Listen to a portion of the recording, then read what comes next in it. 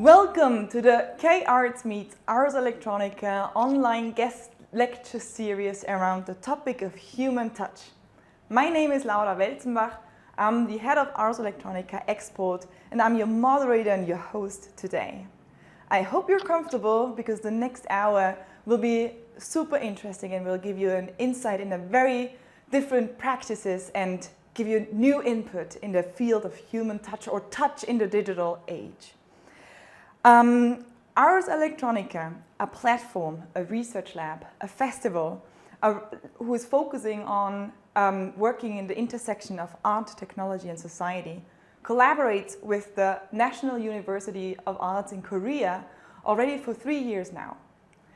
In 2022, we have this very special series that is part of the overall course, that it has a total of 5 lectures and 3 of them are curated by Ars Electronica. The 3 experts that we invited are artist and researcher Spela Petric, Robin McNicholas, co-founder and director of Marshmallow Laser Feast, and our very, very special guest in this session, Helen Starr, activist, curator, and producer.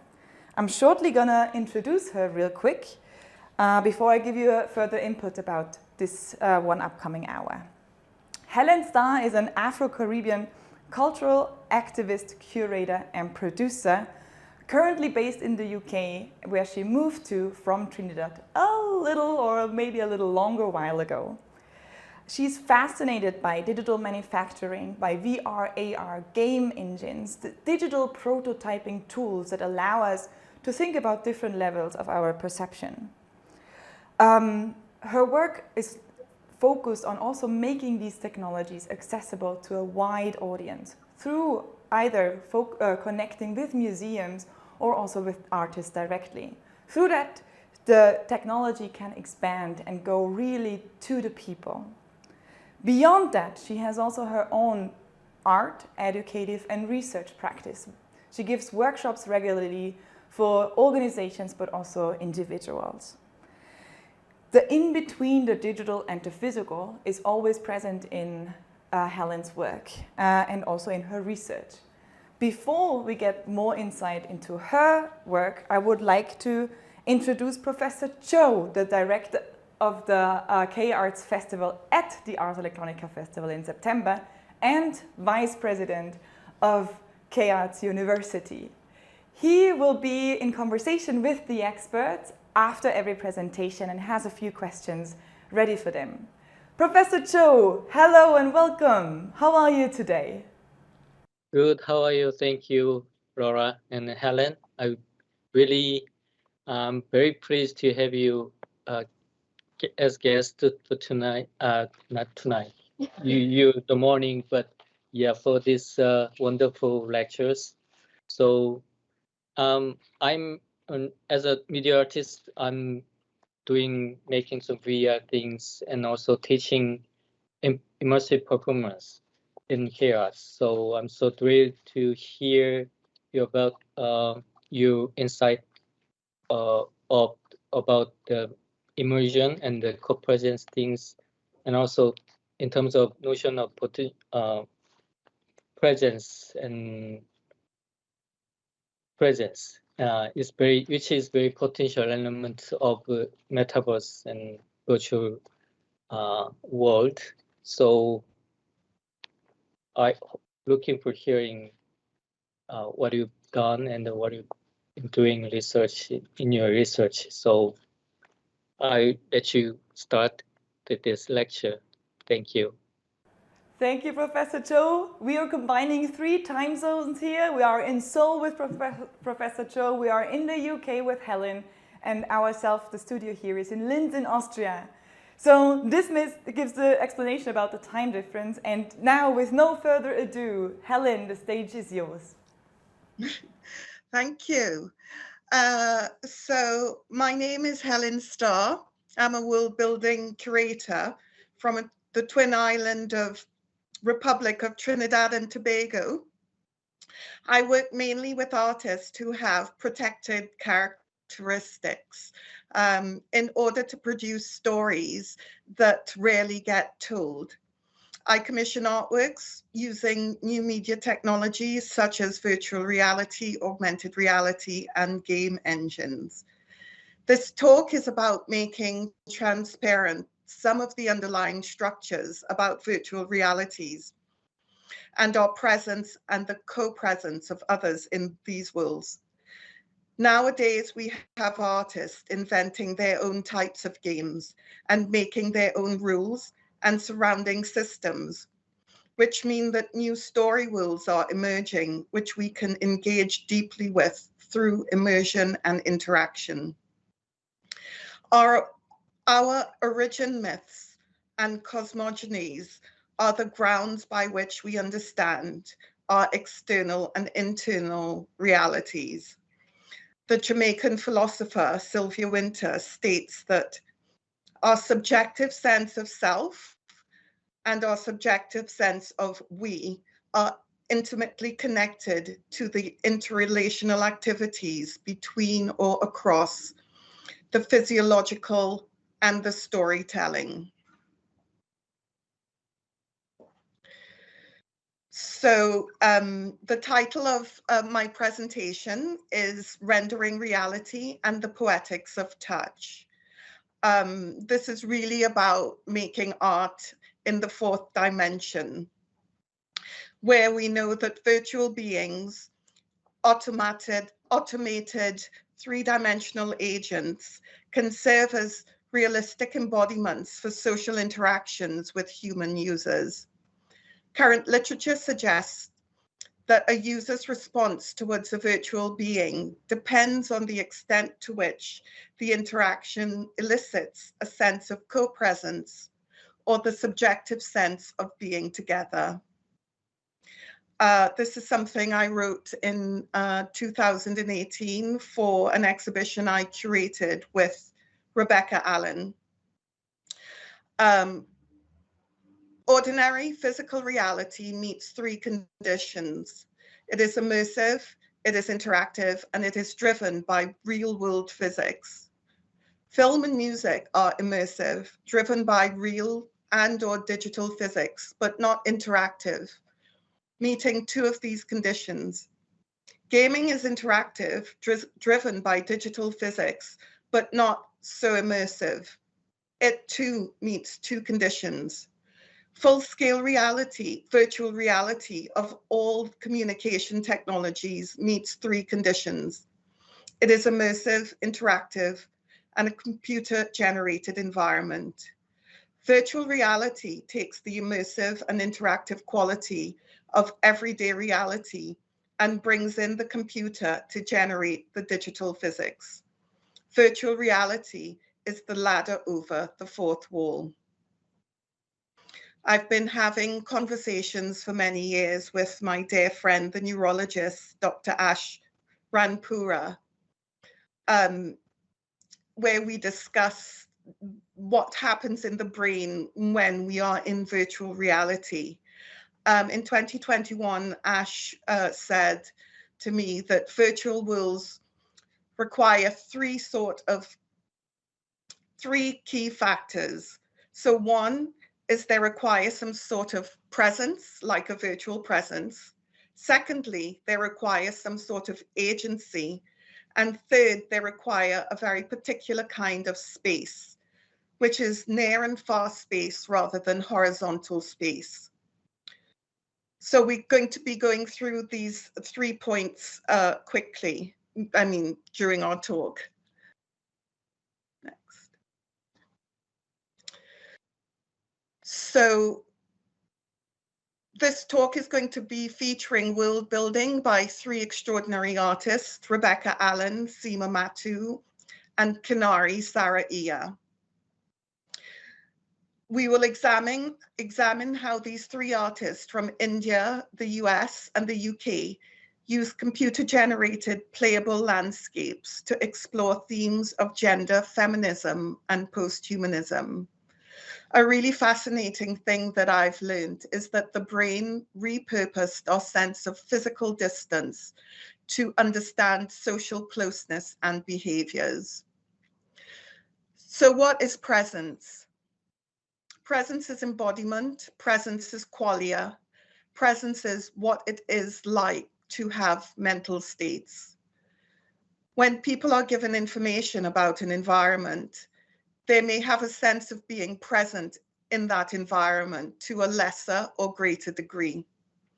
In particular, when people receive sensory data from one environment and different, perhaps contradictory data from a competing environment, there may be more or less we call embodiment or qualia.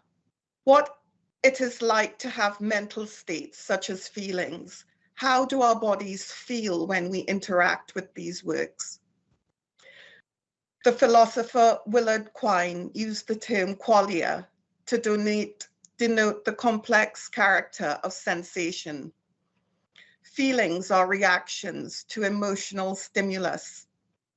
These form when your brain assigns a meaning to the emotional experience that you are having.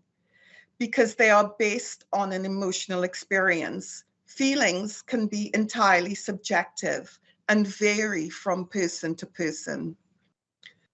Qualia refers to the subjective quality of things, and we use qualia to label subjective experience of any type. We don't know as animals such as ants and termites experience qualia, but we know that we do.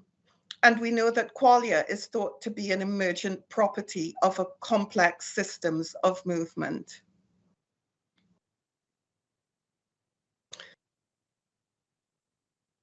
We're going to think a little bit here about what's known as our sixth sense, which we tend to not privilege so much.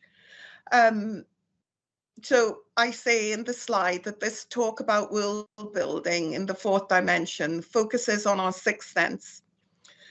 Somatosensation, from soma, which means body, plus sensation.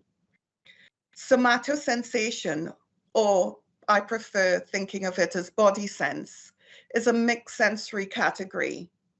This is a sense that helps humans recognize objects, discriminate textures, touch, generate sensory motor feedback, and exchange social cues. It gives us the ability to identify tactile characteristics of our surroundings, creating meanings about sensation, and formulate bodily actions related to the sensations. These various sensations contribute to the somatic aspects of the body scheme as a basis for interacting with our environments. So this often ignored sense is key to world-building environments. Movements, how our bodies move through space, is inextricably linked to touch, vibration, and pressure.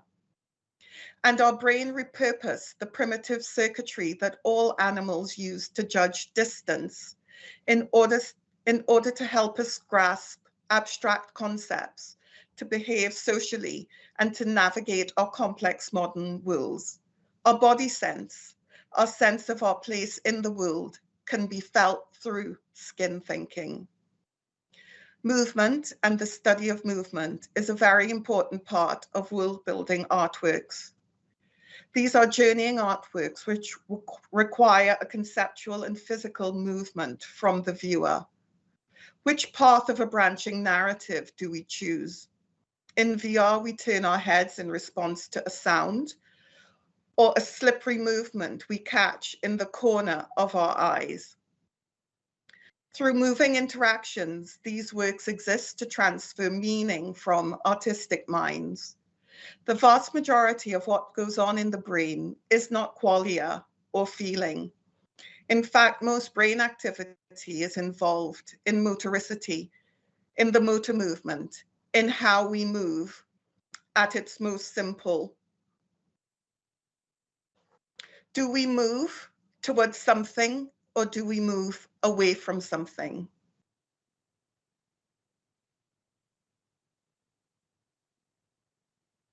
In Life Without Matter by Rebecca Allen, which I co-commissioned in 2018, This was a virtual reality installation by pioneering artist Rebecca Allen. We emerge into a temple-like or ancient sacred space. In it, your hands appear instead of controllers, and they move in time with your real hands. A mirror appears, a disc, and in it you see a being. Your hands, stroke controllers, reach out to touch her as she reaches to touch you, and you feel a haptic response move through your body from your fingertips. Touch is real in this world. You move, she moves. You wave, she waves. And as you begin to dance in virtual space with her, her presence is felt. When we digitize ourselves as avatars, when our ephemeral minds inhabit our ephemeral bodies, our real bodies act as if we are physically present. When we are scared in an artificial world, adrenaline, fear rises in our real bodies. When we feel adoration in an artificial world, our body produces oxytocin, love. This veil, the skin between what is real and what is virtual, is thus compromised, and we in a transitory state of flux exist simultaneously in a dreamt-up world and in the natural world. The brain is actively figuring out where the body is at any moment in time. And the interesting thing is that the physical reality of inhabiting your body is in a way also quite virtual. So when we pick up a pen or a mouse or any tool, it becomes incorporated into our body schema. And because of that, we are able to use tools, because tools then become extensions of our own bodies. There are very few animals on Earth that can do this, and humans do this incredibly easily and body schema. We can extend our real selves virtually into other worlds. So when we think about the virtual world, this idea of presence and embodiment in that world is going to be something that humans are very good at. So we're very good at projecting ourselves into a space that allows us to do that. Spaces which allow us to have a sense of distance through the sense of objects existing in space, very much like the real world. And I think that is one of the obvious features of a well-crafted virtual world, that we have a virtual presence in it. So when you go into that world, it somehow immediately feels like you're moving with your own volition. You can follow your desire and you have the choice to move where it will.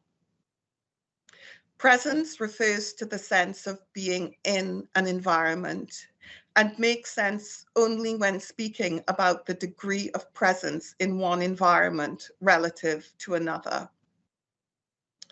This is because a conscious individual receiving sensory stimuli from only one environment is by definition present there. When competing stimuli are simultaneously received from multiple environments, the dominant presence environment becomes the one which gives rise to more emotions and feelings, such as horror, desire, aesthetic appreciation, joy, curiosity, and criticality.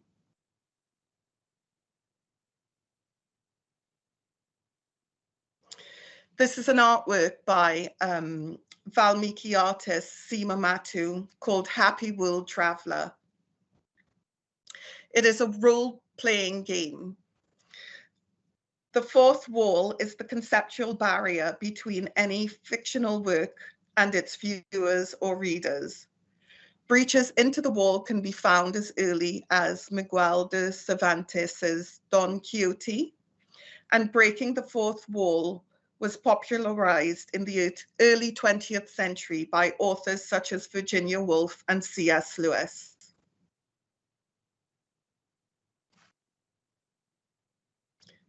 It occurs when a character in a fictional world engages directly with his or her or their audience, reader, viewer, or visitor. The breaking of the fourth wall is often used as a technique to increase or decrease immersive aspects of a cultural work. Increased immersion can trigger mass moral panics and emotional turbulence. Powerful examples of this include the Blair Witch Project and Team Salvato's multi-platform single-player visual novel Doki Doki Literature Club, which was made in 2017, with flirty, responsive Lolita-like avatars who can be wooed by poetry. Doki Doki Literature Club's branching narratives and dark content has elicited warnings from watchdogs such as The Sun and the BBC.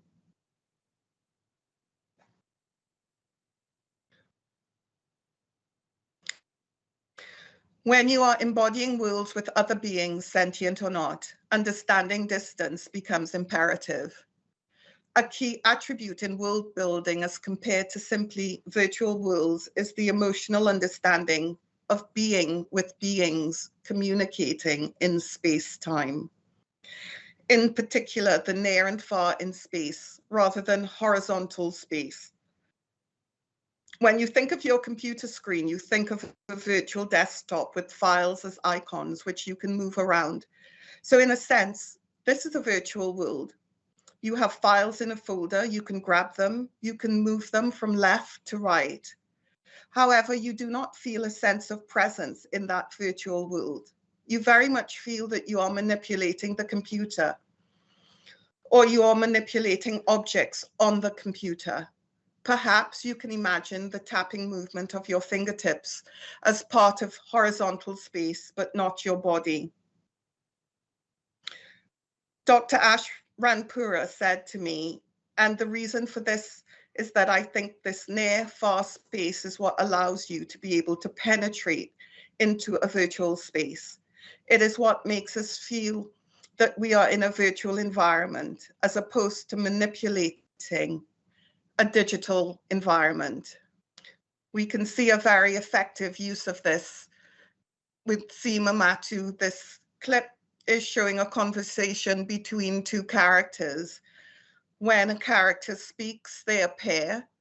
When the other responds, they appear, and the first character disappears. So you get this sense of movement, which really brings you into the story narrative.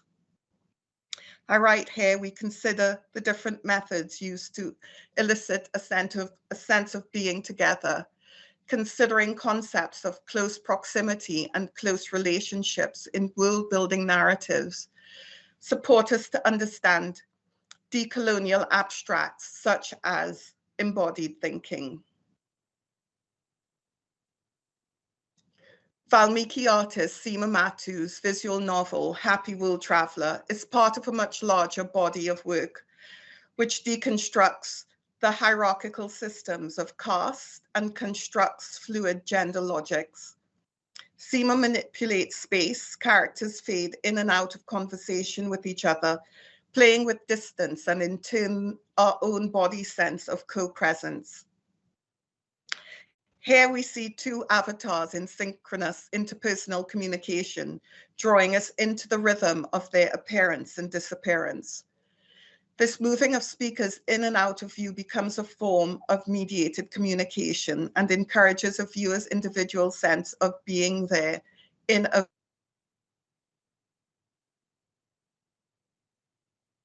argues that entities are grasped in their being as presence. This means that they are understood with regard to a definite mode of time, the present. And time, as we know, is marked by the rhythm of movement. Heidegger insists that Western philosophy has consistently privileged the which is, or the which appears, and has forgotten to pay attention to the condition or framework for that appearance or disappearance. This framework, of course, being the rhythm of the world. The brain repurposed our sense of physical distance to understand social closeness. Considering the concepts close proximity and close relationships in world-building narratives supports us to understand social contracts through an embodied way of thinking, as compared to the more Western logocentric approach of contracts, social or otherwise. We feel when the law has not been fair, even when we are unable to argue against the logic of it.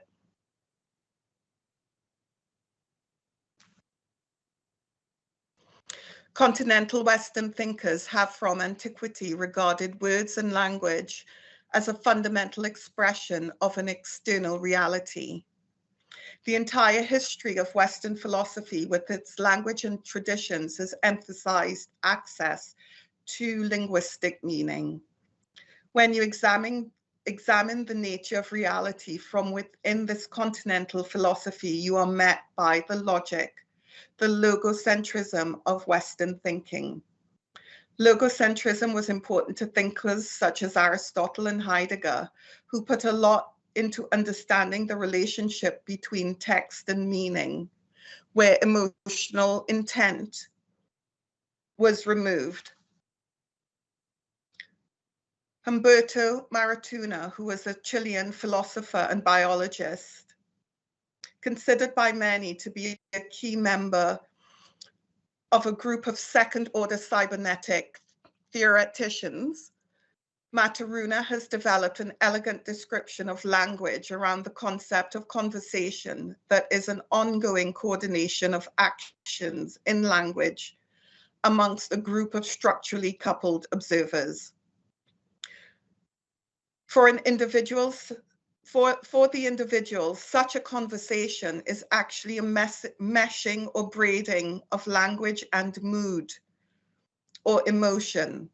The linkage between these distinct domains occurs because they are both embodied in the body of the observer.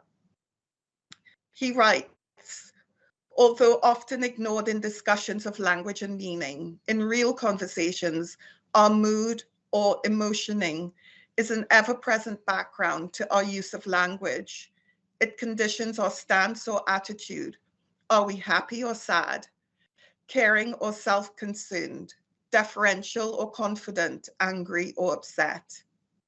And thereby the course of our conversation.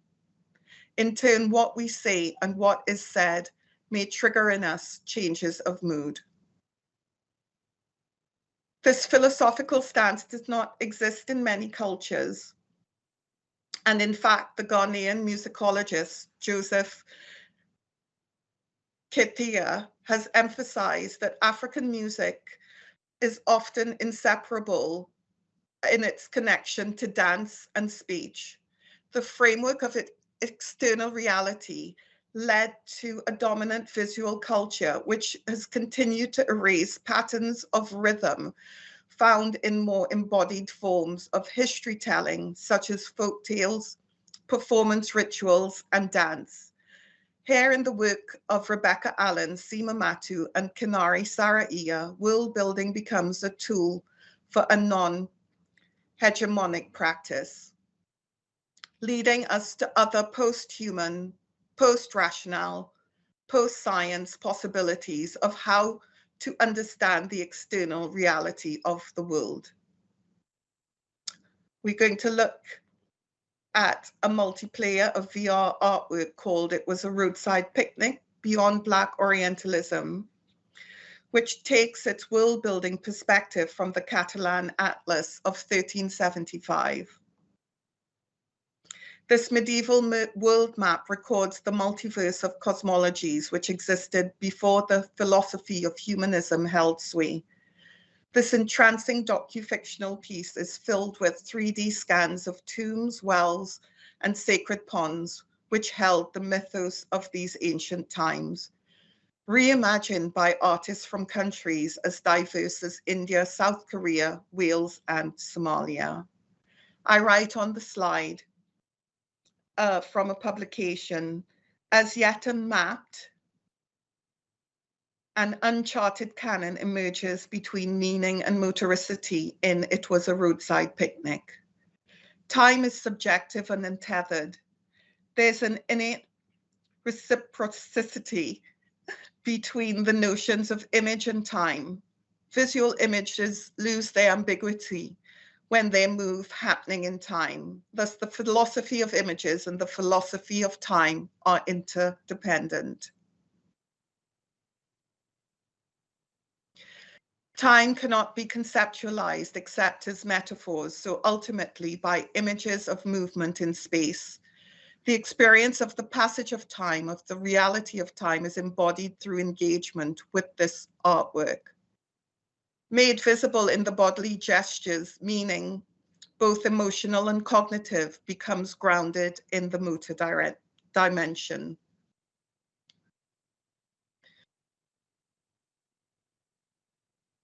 So in Canari's part of the world, of this multi-world, we see she has many moving landscapes. Etched into her moving pillars is the same quote from Abdelhafid Khatib in 15 scripts. He was an Algerian psychogeographer who was imprisoned for being Arab in Paris in 1950s. You need agency in a virtual world. We have concepts in our minds and understand that changes in the external environments respond to that concept. This makes you feel like your thoughts have some physical reality and thereby you have agency. There is a way in which you can affect the environment around you. And that happens because the brain, when we make a movement, we make a motor prediction. When we pick up a glass, we lift a cold, smooth object with pressure from our fingertips. Our brain will be calculating the effect of our actions. And so we expect when we contract our muscles to lift that glass, that the glass will go up. If the world corresponds to our expectations of what will happen, then we have a feeling of agency. We have a feeling that our brain signaled the motor command. The motor command moved our limb, and our limb actually had an effect in the actual world. We understand this well from stories of amputees who still feel the presence of their amputated limb through the discomfort of a virtual clenched fist or an itchy patch of virtual skin.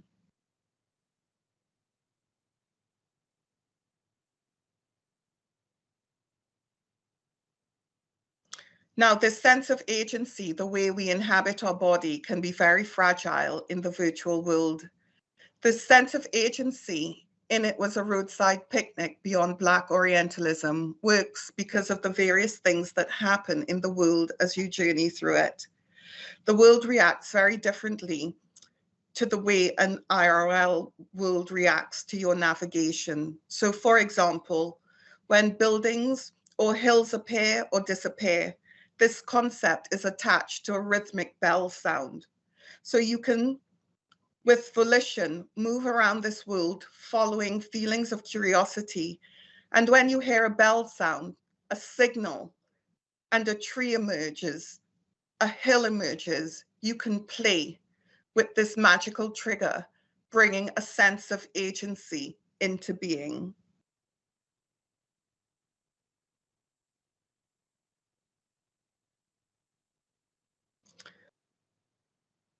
Kanari Saraiya performs her namesake in virtual reality, a mythological feathered transhuman being, a warrioress defender of mankind. Awe is the subjective feeling and is felt like the cold touch of ice as goosebumps on our skin. Awe-fueled experiences, which we have all felt, boost your mood, decrease materialism, increase humility and life satisfaction, and in developing critical thinking skills.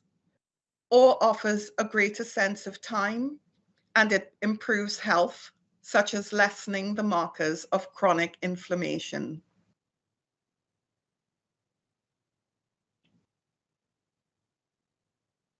And in 2010, scientists Dasha Keltner and Jonathan Haidt published a paper defining a moral and aesthetic emotion, awe.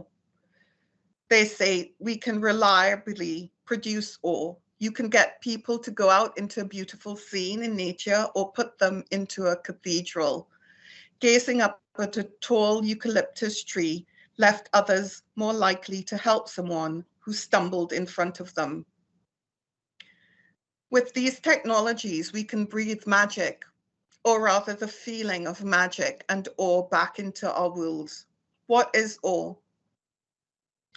People tend to experience awe when they face something vast that transcends their known understanding.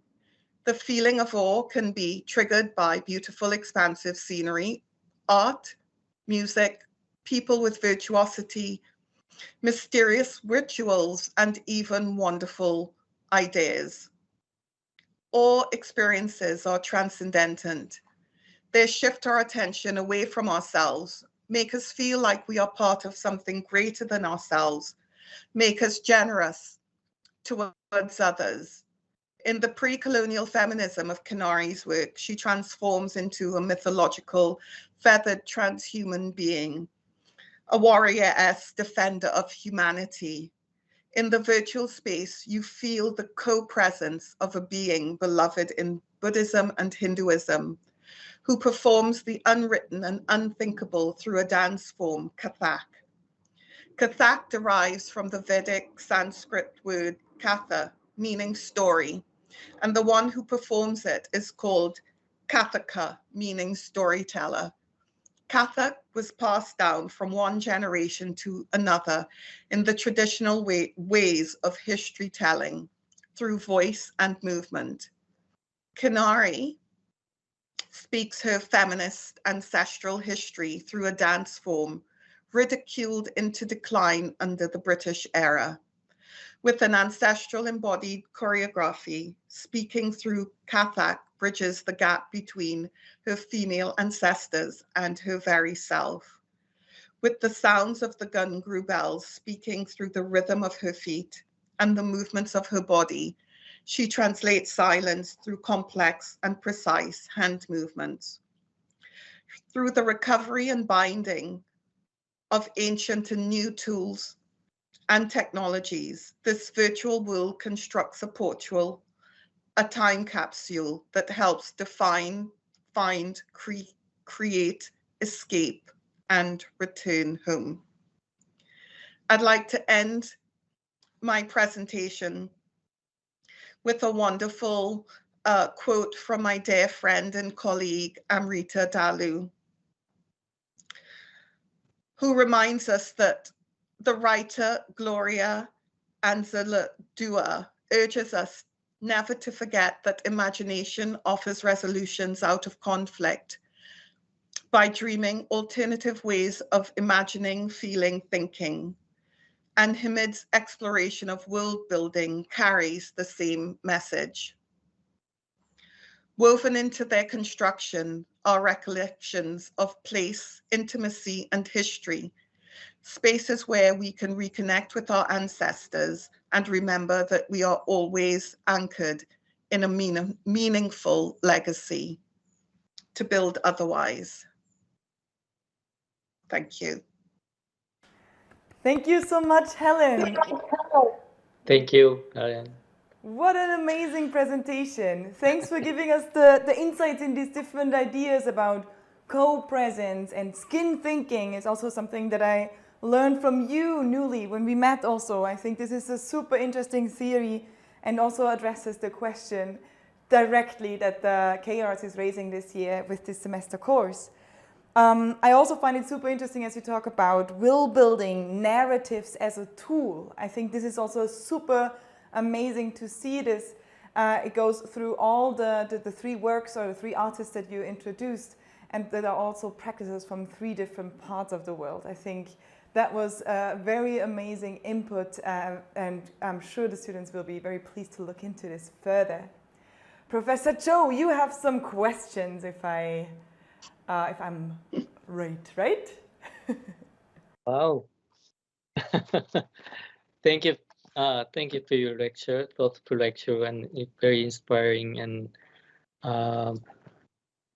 I don't know. I quite fully understand what you approach in about the body and co-presence, and every elements are so potential for the virtual world, and making world building in virtual world is so important. But I have just started one question. When you bring some Buddhism and Hinduism to explain your subject matter, do you think is it because of it is alternative way of making world or making storytelling for the virtual reality, co-presence in virtual reality? I know, yeah, the feminism and post-colonialism is basically from some, they deploy and adapt some Asian thinking and Orientalism from so subverting idea of about identity and gender issues. So I'm asking. I think what I am trying to really support is, or really trying to break, is this notion that we can only understand the world through logic, and through the logic of words. But there are other ways of embodying meaning which we can feel, but maybe we can't articulate through language. So world building by other artists from different cultures allows us to visit an experience of that culture without trying to understand it with our logic. That we don't always have to understand things with a very linear, rational logic. That's only one way of understanding how the world is, whilst not dismissing the truth of science and technology. Okay. I don't know if that answered your question about Buddhism or Hinduism. The artist Kanari is very interested in this mythological creature who exists across many Asian cultures, not just her own, and exists in lots of old manuscripts, and was a defender of humanity, even though the creature is symbolically feminine. So she's going back to a way of thinking before the dominant ways of the world sort of came into being. Okay. Thank you for your answer. Next question will be, I move to another question that I have to ask about what do you think about the metaverse? Because these days, many people are enthusiastic about the metaverse things. So in terms of degree of presence and body ownership. So based on the metaverse platform, they symbolize the human body as in very different way. So in the work you introduced today is a very present, very realistic physical presence in that virtual reality. But in another platform, maybe another game, they present the people and some creatures very cartoon style work and very symbolic, very simple shape of it. So how do you think it when you say the co-present or present being present is how it related to that? So I think of the metaverse in terms of who is controlling the platform. And I really am a scholar of the philosopher Sylvia Wynter, who says, in order for us to change the world, we need to tell different stories. So if the people who own the platform, the metaverse, are controlling the metaverse, we are never going to be able to escape from a certain type of world building unless we support artists from different perspectives to be able to build their own stories within that world. So I think having artists from different cultures showing different perspectives flooding into the metaverse becomes a non-violent way of deconstructing this future where we may be dominated by the same narrative of capitalism, colonialism, individualism. You know, that if we want to move away from humanism and the focus on the individual, then we need to, I guess, create artist warriors in a way. Mm-hmm. And put them in there. So that's how I think the metaverse probably is going to come, and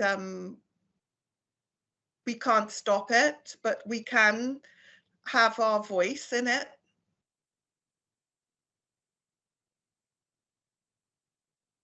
Okay, thank you for your answer.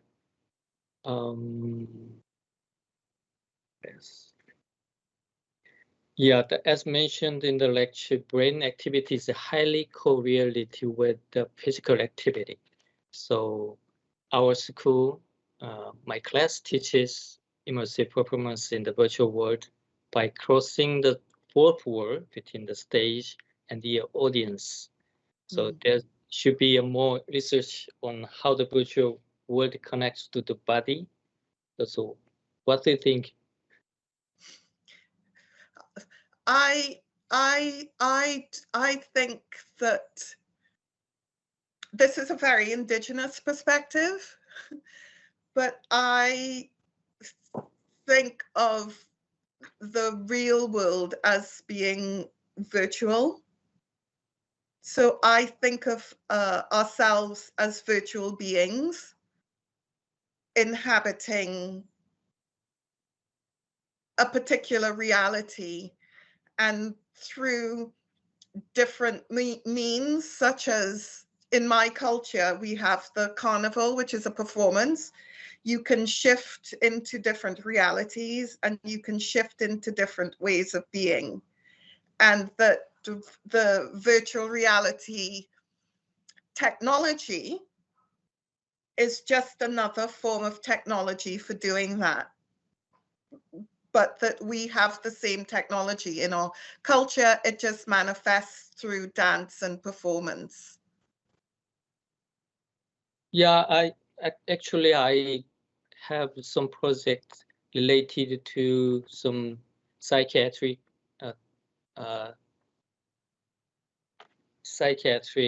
treatment for the people who suffer from some depression.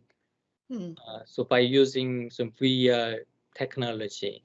So I'm very interested in what you've been talking about, the somatic perspective in the virtual reality. So I'm very touched and I'm very learned a lot from the perspective. And so I'm like to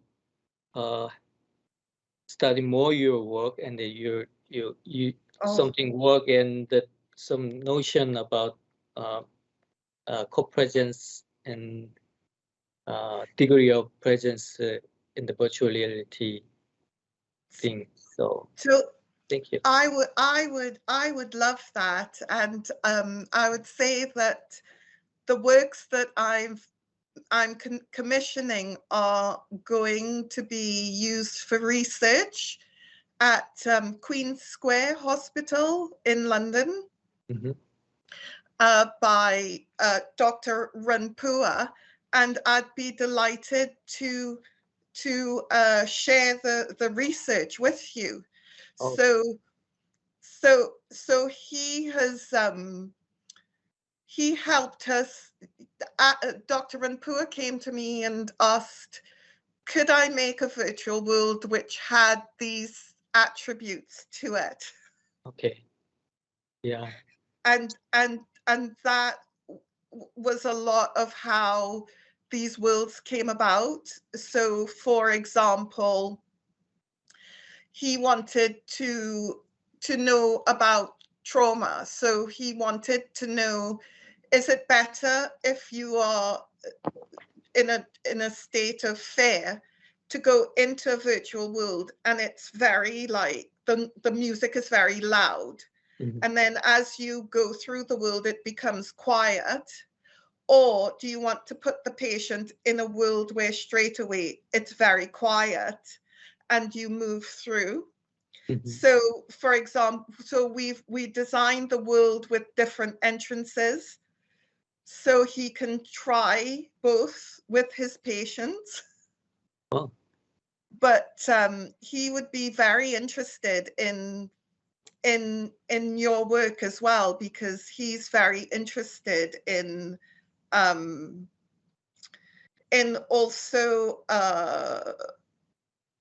also bringing things into care, such as sitting with a patient and having a cup of tea.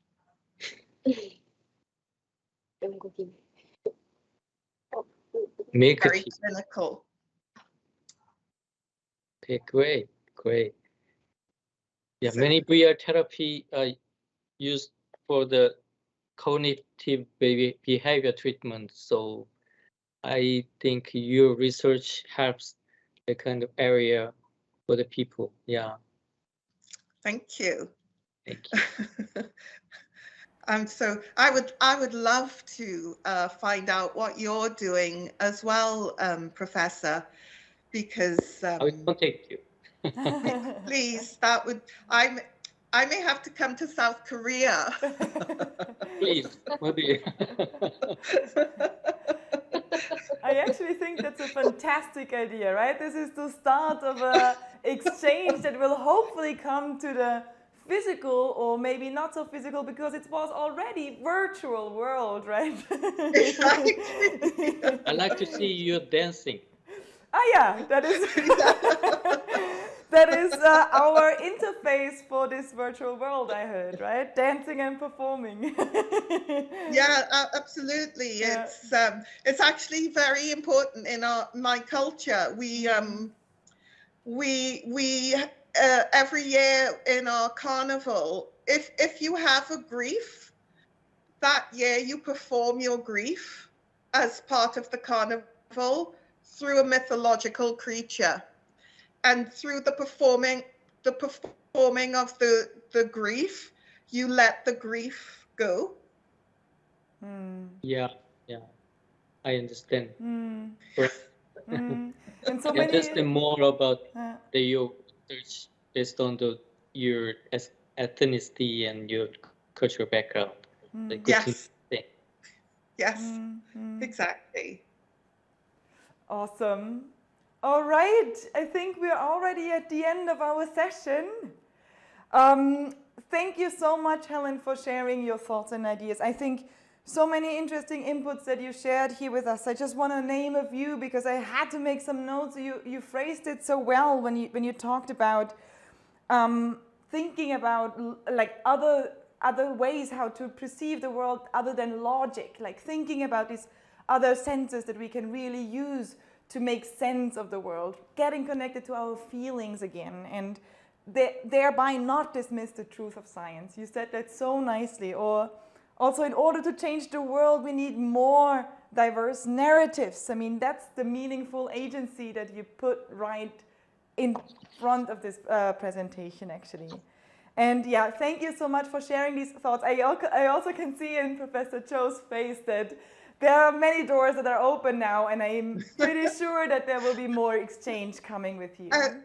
I'm happy to share my presentation. Perfect. Because I think as well it would be easier to read. Yeah. So I will do that later on today. Perfect. Thank you for sharing us your work. Yeah, thank you. Last but not least, before we end the recording, I also wanted to say thank you to the team that made this session possible. It's like Hannah and her team at Chaos in the background. It is also Almin and Ferenc in the tech on my background and the full Ars Electronica team. And Helen, Professor Cho, yes, there we go. Thank you, Hannah. Thank you so much for inviting me. Don't Thank cry. you so much. My honor as well. We'll miss soon. Don't cry. We are all connected. All right, I think that's a wrap. Thank you so much. We did it. Have a wonderful day. Bye. Bye. Doing this. Bye. Bye.